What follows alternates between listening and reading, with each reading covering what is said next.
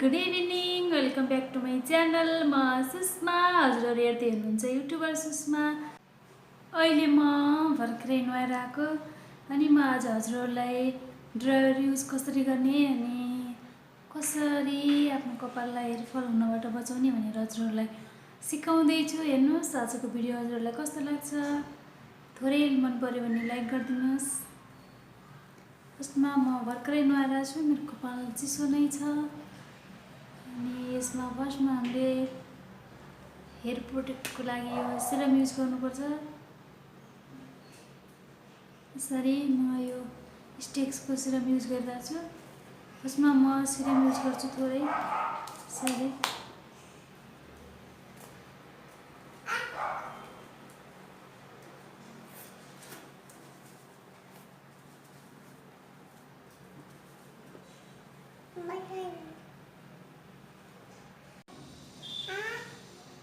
फर्स्टमा हामी सिरम लगाउने हेयरलाई यता प्रब्लमबाट बचाउनको लागि अनि धेरै तातो भएर हेयरफल हुने समस्याबाट बचाउनको लागि। अनि अहिले चिसो कपालमै सिरम लगायो भने साइनिङ पनि दिन्छ, त्यसैले मैले यो वाला सिरम लगाइसकेँ।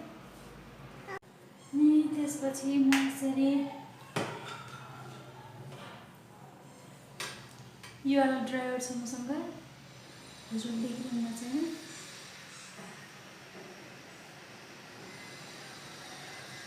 फर्स्टमा म चाहिँ यहाँ जरामा युज गर्दिनँ, जरामा युज नगर्नुलाई तापक्रम बढी हुन्छ ड्रायरको, त्यसैले हेयरफल हुन्छ।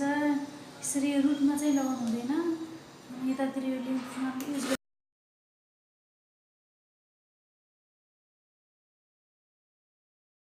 अनि यसरी भिडियोमा देखाए जसरी नै ड्रायर युज गर्नुहोस्।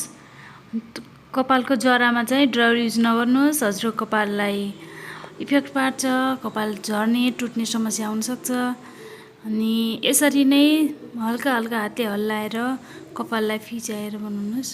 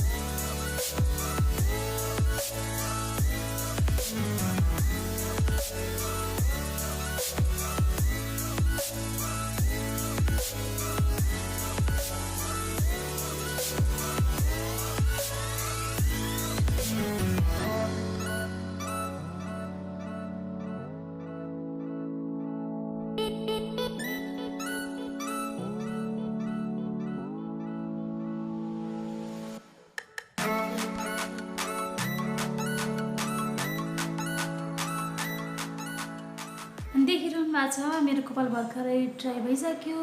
यसरी म यसरी नै गर्छु जहिले नै, हजुरहरू पनि यसरी गर्नुहोस्, हेयरफल हुनुबाट बच्नुहोस्। साइनिङ साइनिङ देखिरहेको छ है मेरो कपाल। सिरम लगाएर ड्रायर गर्नुभयो भने हजुरहरूको कपाल हेयरफल हुन बच्छ अनि मजबुत हुन्छ, वेटी हुन्छ। अनि म अब छिट्टो नै 200 ml ह्याप्पी हेयर ओइलिङ गर्नेछु। 200 ml coconut oil happy hair oiling video बनाउने छु। हजुरहरूले रिक्वेस्ट गर्नुभएको छ, म यो रिक्वेस्ट पुरा गर्नेछु प्लिज। थोरै टाइम वेट गर्नुहोस्, त्यसपछि म यो भिडियो बनाउने छु। हजुरहरूलाई ड्रायर सम्बन्धी आजको भिडियो कस्तो लाग्यो कमेन्ट गर्नुहोस्। न्यू फ्रेन्ड हेर्दै हुनुहुन्छ भने please Please friends subscribe my channel.